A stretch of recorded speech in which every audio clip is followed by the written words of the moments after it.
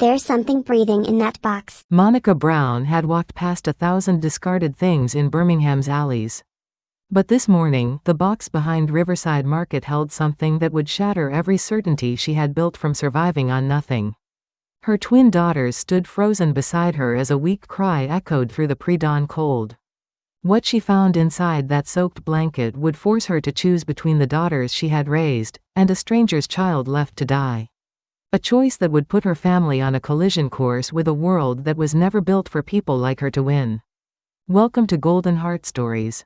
This is the story of a mother who found a life no one was looking for and the choice that changed everything. The alarm clock never rang. Because Monica Brown had learned to wake before it could. In the pre-dawn darkness of their rundown Birmingham house, she opened her eyes to the familiar pattern of water stains on the ceiling. Each one a map of every storm the roof had failed to keep out. The floorboards groaned under her weight as she rose from the sagging mattress. Her joints protesting the cold that seeped through walls too thin to remember what warmth felt like. She pulled on her worn jacket, the one with the broken zipper she had to hold. Closed with her hand, and moved through the narrow hallway, where paint peeled like old skin. Her breath was visible even inside, a reminder that winter had claimed this house. As thoroughly as poverty had. Monica pushed open the door to her daughter's room, where Emma and Grace lay curled together under a patchwork quilt. Their grandmother had sewn years ago, back when there had been enough time for such tender labors. She touched each forehead gently, her calloused fingers brushing against their smooth skin, and whispered that it was time to rise. The twins stirred, their eyes adjusting to the gray light, filtering through threadbare curtains, and without complaint, they began to dress in layers against the morning chill. Monica watched them move with the practiced efficiency of children who had grown up too fast, their small hands pulling on socks with holes they had learned not to mention. Together, the three of them stepped out into the Birmingham streets. Before the sun had considered breaking the horizon, Monica pulled their cart behind her, its wheels squeaking a rhythm that had become the soundtrack of their survival. A song of metal against cracked pavement that announced their passage through sleeping neighborhoods. The twins walked beside her, their breath forming small clouds in the frigid air. And though their shoulders should have been weighted with exhaustion, they found reasons to laugh. Grace hummed a melody from church while Emma pointed out a stray cat crossing their path, and for these brief moments, their poverty became invisible, hidden behind the resilience that Monica had somehow managed to plant in their hearts. Despite soil that seemed determined to yield nothing but hardship, they moved through alleys where trash bins overflowed, with the excess of those who had enough to waste, and Monica showed them which bottles held value and which cardboard was worth flattening and saving. The work was methodical, almost meditative, her hands moving with the certainty of routine while her mind drifted to the bills waiting on the kitchen table and the school supplies the girls would need before the week ended. But then a sound pierced through the morning stillness that made Monica's hands freeze. Mid-reach, her fingers still wrapped around a plastic bottle she would never remember dropping. It was a cry, thin and desperate, the kind that didn't belong to the waking world of adults preparing for another day of labor. It echoed off brick walls and seemed to hang in the cold air like something physical. And when Emma and Grace turned their faces toward their mother, Monica saw her own fear reflected in their wide eyes, saw the question they were too afraid to ask. The sound came again, weaker this time, barely more than a whisper against the wind. And Monica felt something ancient and instinctive rise in her chest. Something that had nothing to do with logic or caution, or the dozens of reasons she should walk away.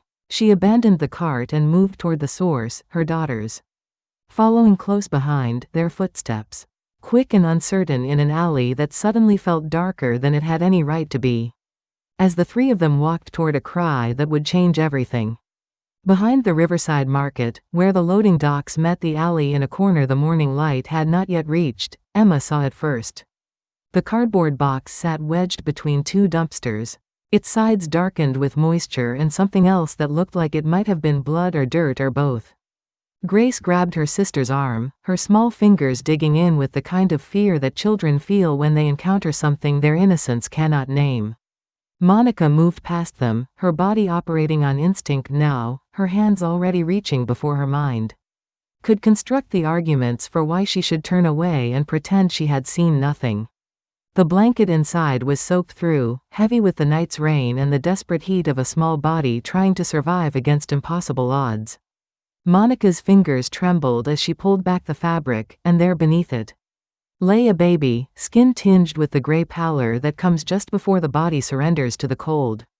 The infant's chest barely moved, each breath a fragile negotiation with death, and when Monica lifted the child, she felt how light he was, as though life itself had already begun to evaporate from his tiny frame. Her daughters pressed close, their eyes wide and wet with tears they did not yet understand. And Monica heard herself making sounds that were not quite words, a language spoken only by mothers confronting the unthinkable. For a moment that stretched like elastic, Monica stood frozen in the mathematics of survival. She had $23 in her wallet, 2 daughters who needed that money for food, and a baby in her arms. Who would die without help she could not afford to give? The hospital was 6 blocks away, a building she had walked past countless times on her way to jobs that paid too little and demanded too much. She thought of the forms they would make her fill out, the questions about insurance she did not have, the way the receptionist's eyes would travel from her worn shoes to her patched coat before deciding what kind of person she was. But then the baby made a sound, a weak mewling that was barely audible, and something deeper than fear or logic took control of her legs. Monica wrapped the blanket tighter and began to walk. Then run, her daughters struggling to keep pace as she moved through streets that were just beginning to wake. At Birmingham General Hospital, the fluorescent lights felt like an assault after the gentle darkness of dawn. And the woman behind the desk looked up with the practiced exhaustion of someone who had heard every story and believed none of them. Monica explained in fragments, her words tumbling over each other, about the box and the alley and the baby who needed help immediately. The woman's fingers moved across her keyboard with bureaucratic precision, and when she finally looked up, her face held all the sympathy of a locked door. "We'll need to see proof of insurance before we can begin treatment." Monica felt the words like a physical blow, felt the baby growing colder in her arms despite the building's warmth. She opened her mouth to argue, to beg, to explain that a child's life could not be measured in paperwork and policy. But the woman's expression had already moved past her to the next person in line. Outside, the sun had finally risen, indifferent and bright, and Monica stood on the sidewalk, holding a baby who had been thrown away by one world and refused by another. Emma and Grace watched their mother's face, saw something break and then harden, and when Monica finally spoke, her voice carried a weight they had never heard before. "We're taking him home." That night, as the baby slept in a drawer lined with their softest towels, Monica whispered a name into the darkness.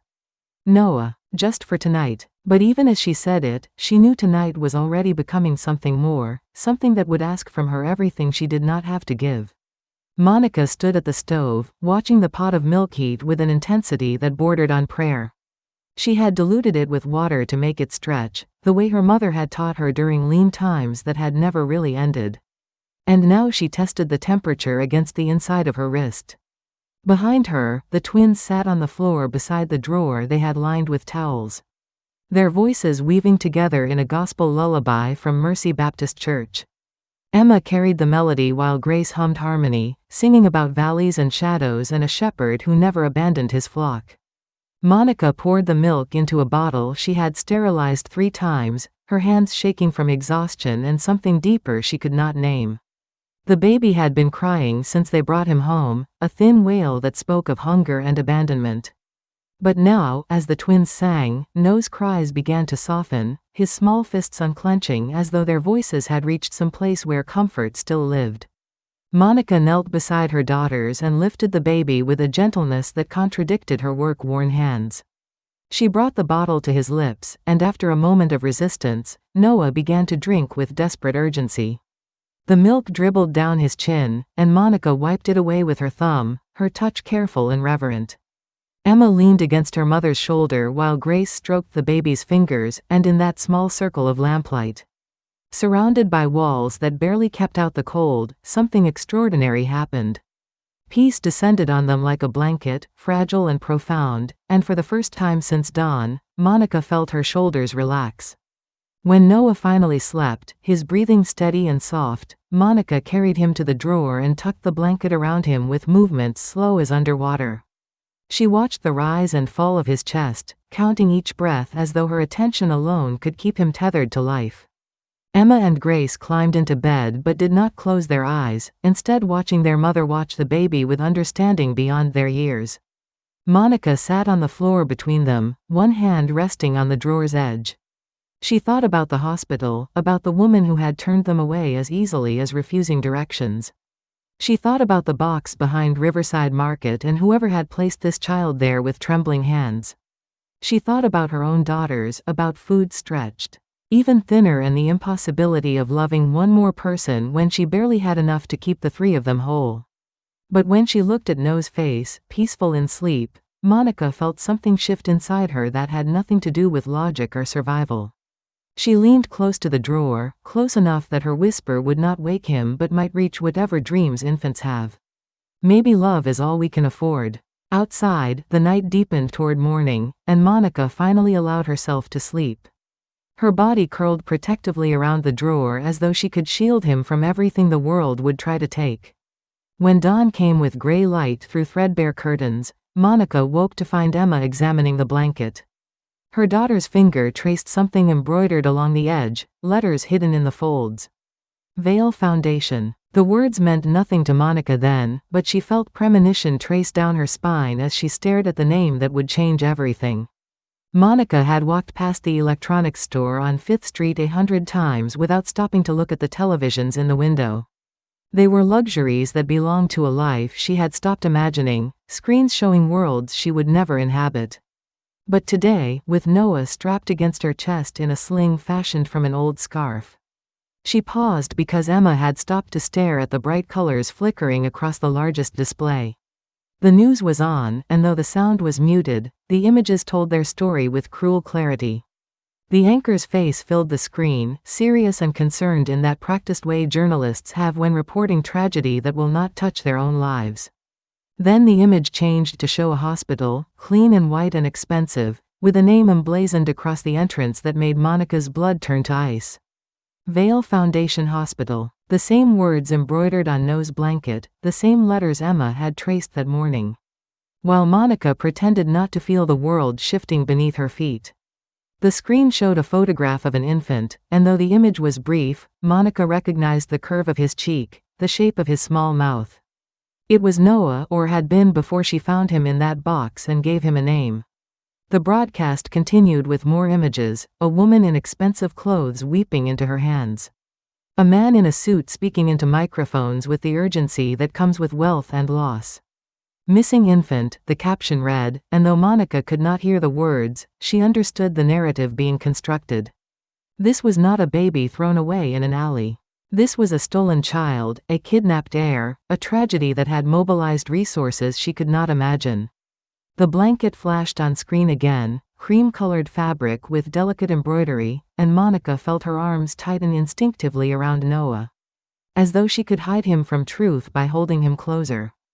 Grace tugged at her mother's sleeve, her face full of questions too young to articulate but old enough to fear.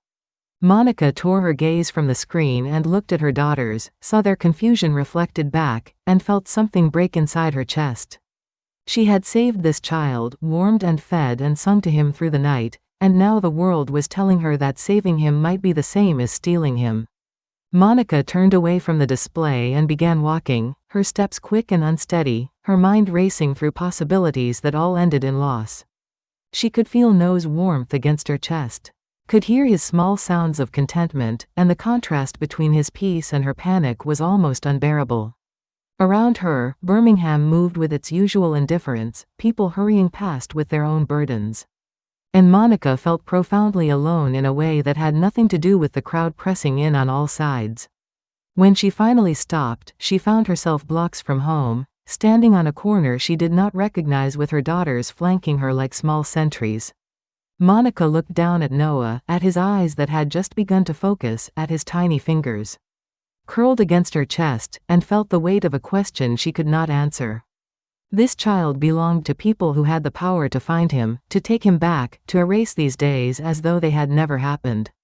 But he also belonged, in some way she could not articulate, to the night. She had held him in the songs her daughters had sung and the promise she had whispered in darkness. Monica pulled Noah closer and turned toward home, her jaw set with something not quite determination and not quite despair. "Lord, keep him warm," she whispered, and the words felt both like prayer and goodbye. That night, Monica sat at their kitchen table with a cup of tea she had forgotten to drink, watching it grow cold as hours crawled past midnight. The house was quiet except for occasional creaks of old wood and Noah's breathing from the drawer beside her chair. She had pulled him close, unable to bear the distance of even another room. And now she stared at his sleeping face while her mind turned over the same impossible question.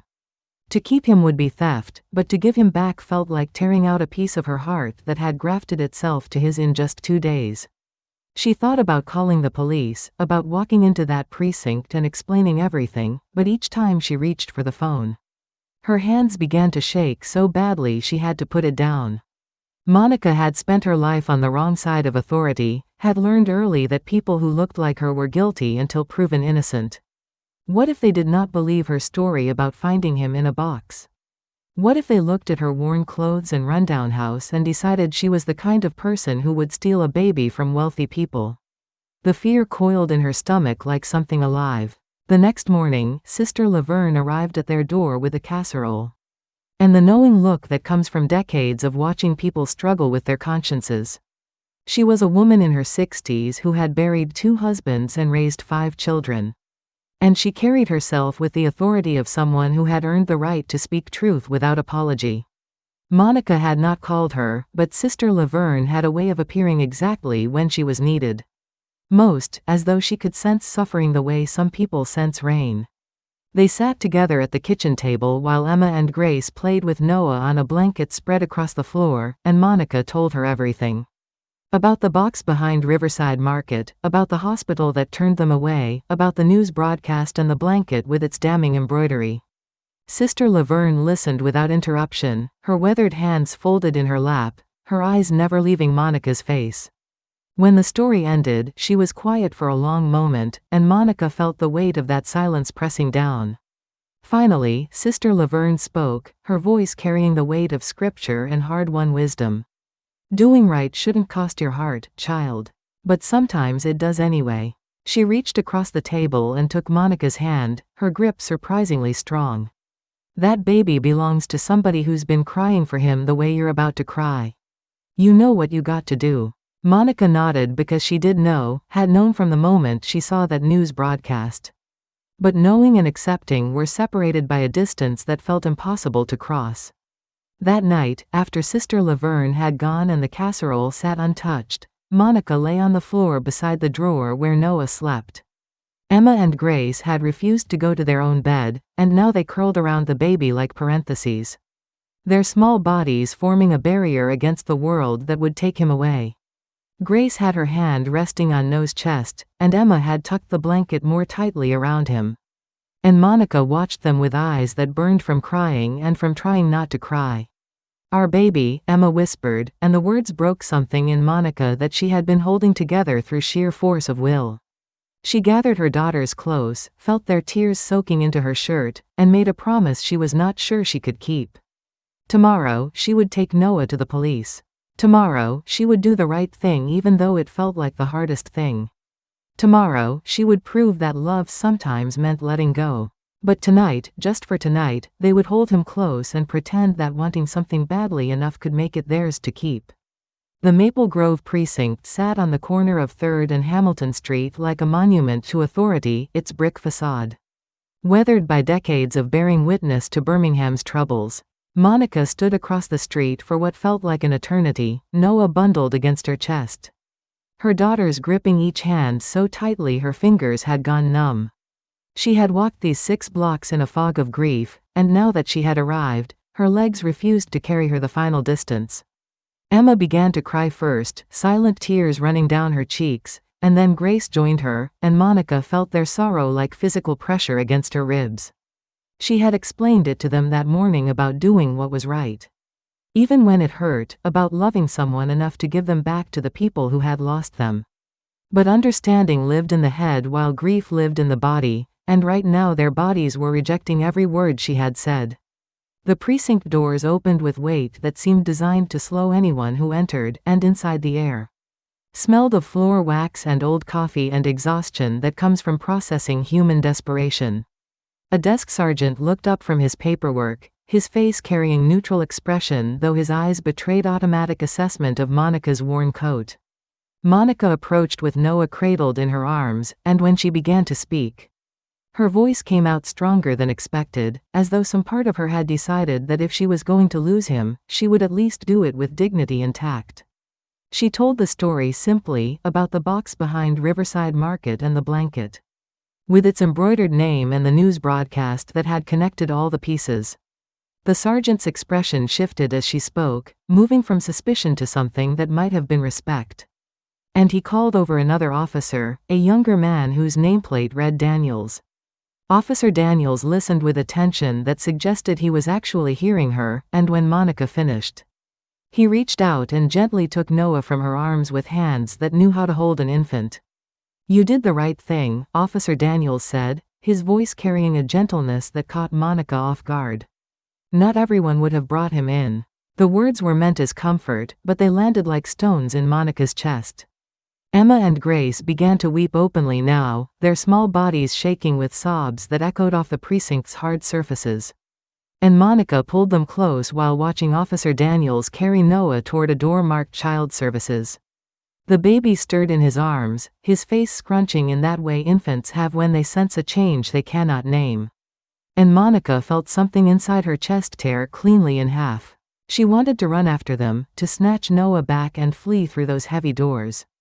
But her feet stayed rooted to the floor, and her arms stayed wrapped around her daughter's. And she watched until the door closed and Noah disappeared from sight. Outside, the afternoon sun seemed obscenely bright, indifferent to the fact that Monica's world had just collapsed into something smaller and colder. She stood on the precinct steps with Emma and Grace pressed against her sides. And she looked down at her empty arms, at hands that still remembered the weight of him. The street moved with its usual rhythm, cars passing and people walking and life continuing as though nothing of consequence had occurred.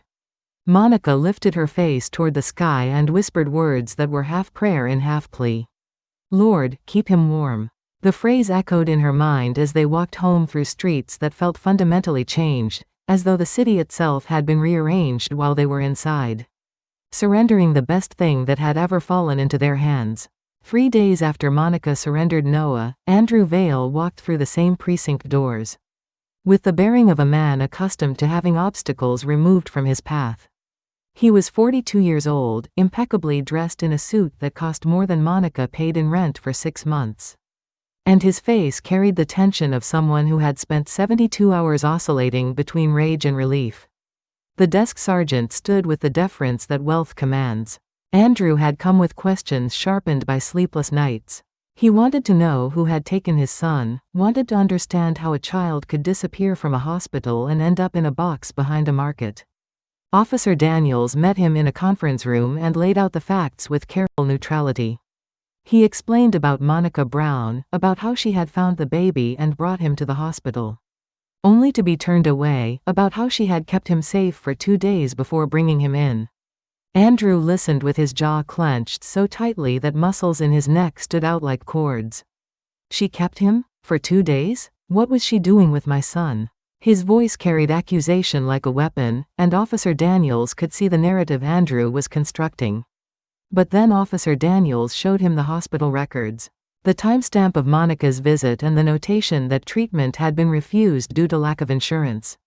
He showed him photographs taken when Noah was returned, well-fed and carefully cleaned, wrapped in a blanket washed with obvious care. He explained about the twins who had sung lullabies and the mother who had diluted her own children's milk to feed a baby who was not hers. As Andrew listened, something in his expression began to crack, the armor of his anger developing fault lines. "She didn't want money?" Andrew's voice had lost its edge. "She refused it when I offered," Officer Daniels said. "Told me she didn't save him for a reward." Andrew sat in silence, his hands pressed flat against the table. He thought about his mansion with its 16 rooms, about the nursery decorated with toys Noah would not use for years. And then he thought about a woman in a rundown house choosing to feed a stranger's baby with resources she could not spare. That night, Andrew could not sleep. He held Noah in the darkness of the nursery, rocking him with gentleness that felt foreign to his hands, and he could not stop thinking about Monica Brown. At 2 in the morning, he made a decision that felt both impulsive and inevitable. He dressed quietly, told the night nurse he was going for a drive, and pointed his car toward the address Officer Daniels had mentioned. He found Monica's house by the dim glow of a streetlight that flickered uncertainly. The paint was peeling, the porch sagged, and through a gap in the curtains he could see lamplight and movement. Andrew parked across the street and sat in his car, watching through that window into a world he had never inhabited. He saw Monica moving through the small kitchen, saw the twins doing homework at a table that wobbled, saw laughter that required no expensive toys to generate. The warmth he witnessed had nothing to do with thermostats and everything to do with something he could not buy or acquire through any means he understood. Andrew sat there for 20 minutes until shame finally overcame his curiosity. He started his car and drove away, but the image followed him. When he arrived home, he did not go inside. Instead, he sat in his driveway and whispered words to the empty car. "This isn't charity, it's justice." The next morning, he made phone calls that would become the Community Renewal Project. But in that moment, he was simply a man trying to reconcile the distance between two worlds that should never have been so far apart. 6 weeks had passed since Monica surrendered Noah, and in that time, she had learned to navigate grief the way one learns to walk with an injury that never quite heals. She woke each morning to the absence of his small sounds, moved through days marked by the phantom weight of him against her chest, and at night she still sometimes reached for the drawer that had served as his crib. Emma and Grace had stopped asking when Noah would come back, but Monica caught them sometimes staring at the corner where they had sung him lullabies. The knock on her door came on a Thursday evening when the autumn light was fading into that shade of blue that feels like melancholy given physical form. Monica answered with dish soap still on her hands, expecting Sister Laverne or perhaps the landlord. Instead, she found Andrew Vale standing on her sagging porch, looking profoundly out of place in his expensive coat and polished shoes. For a moment, neither spoke, and Monica felt her body tense with instinctive wariness. Andrew cleared his throat, and when he spoke, his voice carried none of the arrogance Monica might have expected. "Mrs. Brown, I'm Andrew Vale. Noah's father. I hope I'm not intruding." He held a folder in his hands, gripping it like a lifeline, and Monica noticed the way his fingers trembled slightly. Monica stepped back without thinking, allowing him entry into her home with all its visible poverty. She watched his eyes take in the space with attention that felt less like judgment, and more like someone trying to understand a language they had never been taught. Andrew did not sit until invited, and when he finally lowered himself onto their worn couch, he did so with carefulness that suggested he understood he was a guest in a world that did not belong to him. "I wanted to thank you," Andrew began, and then stopped as though the words were inadequate. "Officer Daniels told me what you did. What you gave up to keep Noah safe when nobody else would help you." His voice cracked on the word safe. "I came here tonight to offer you money. A reward for saving my son's life.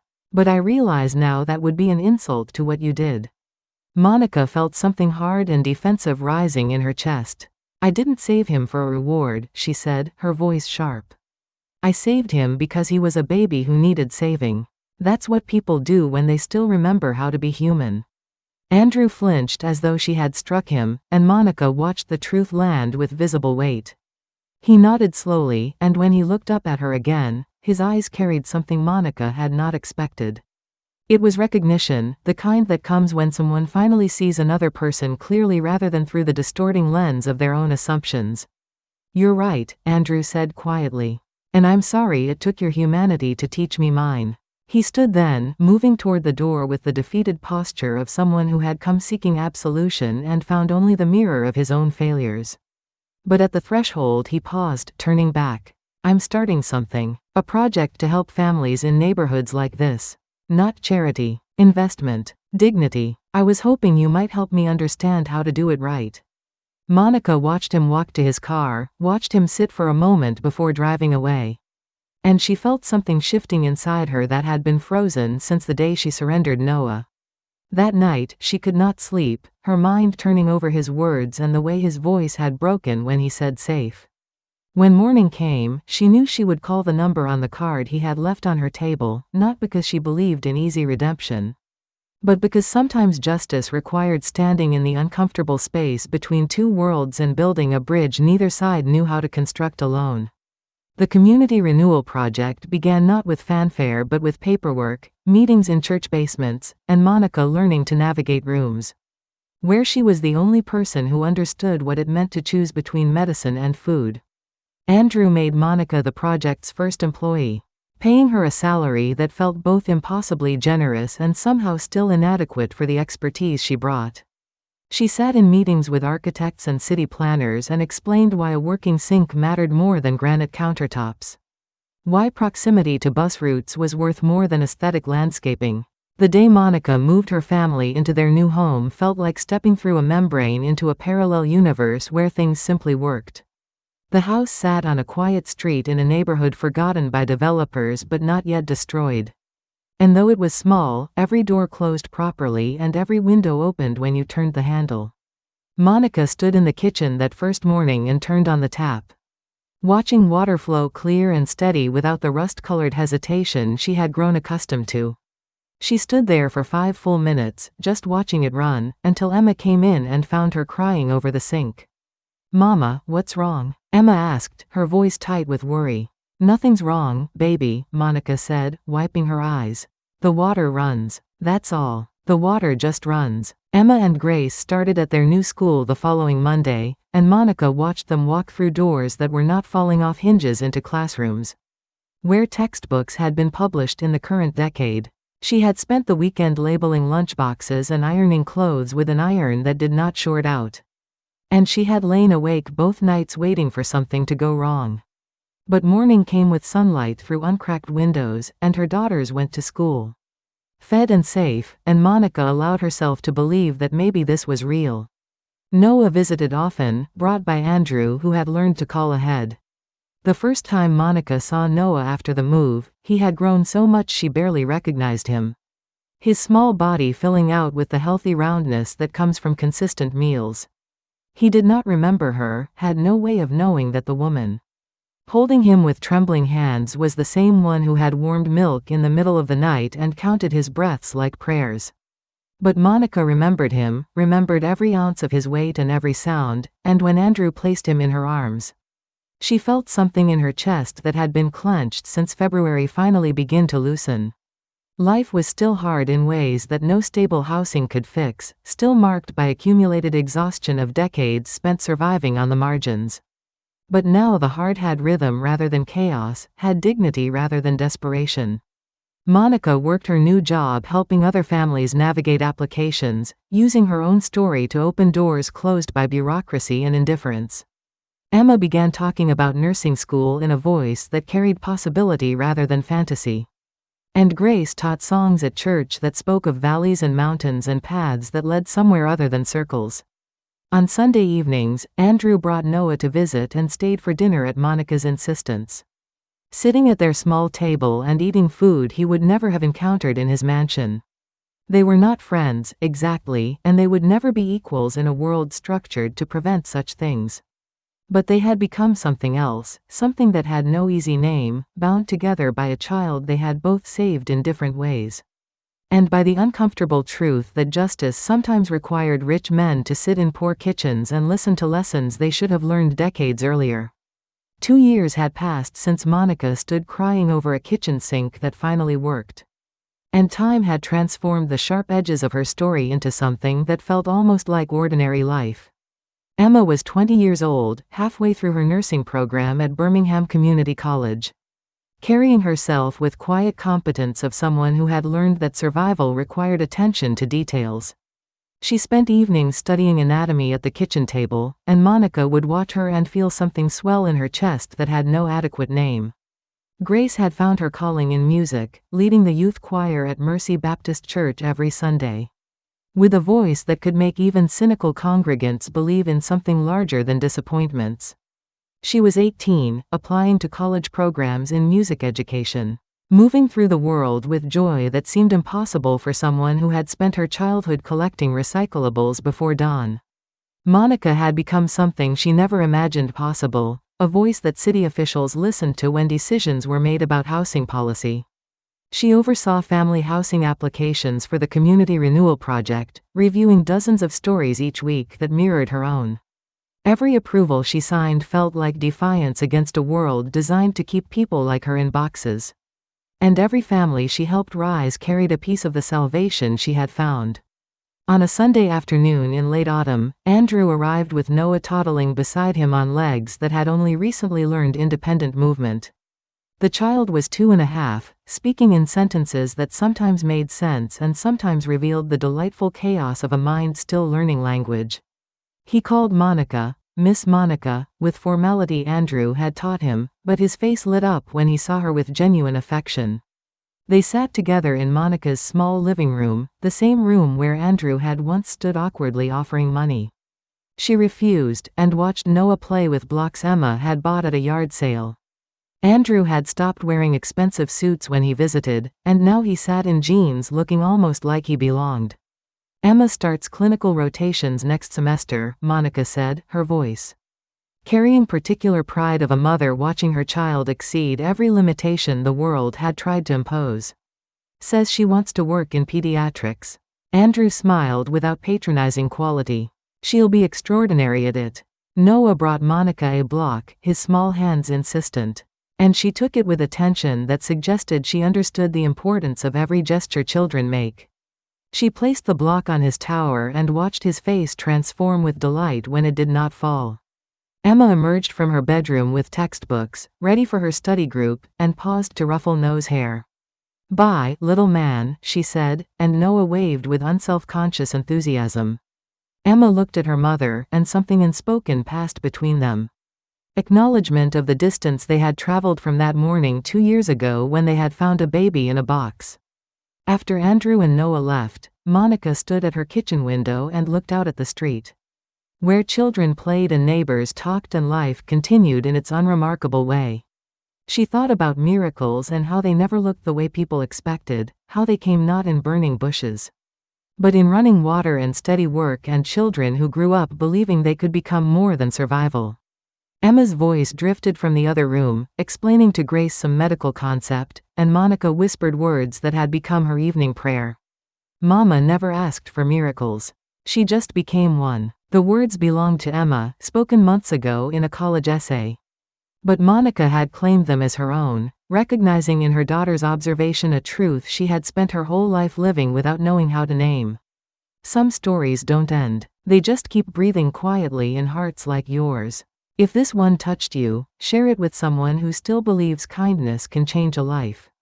Leave your thoughts below and stay with us for the next story that warms the soul. Thank you for watching. This has been Golden Heart Stories.